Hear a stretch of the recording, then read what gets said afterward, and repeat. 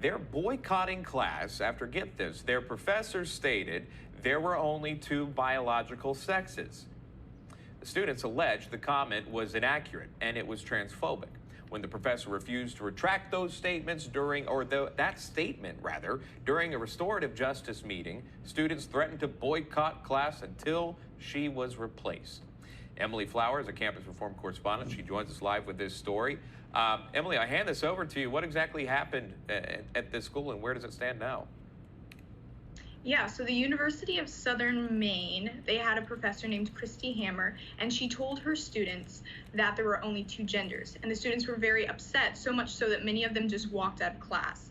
And this is very frustrating to me, especially as a college student, that universities are no longer prioritizing academic rigor. Instead, they are changing based off the feelings of their students.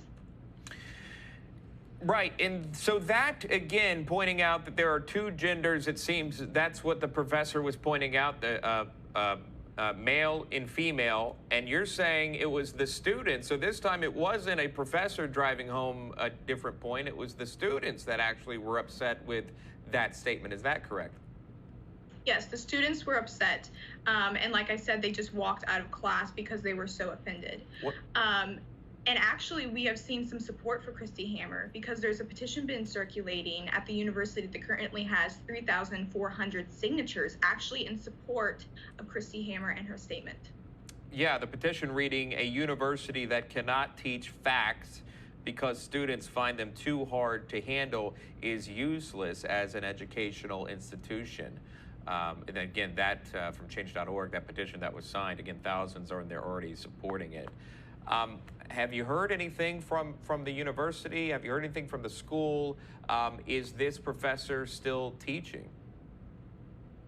Currently, she is still teaching.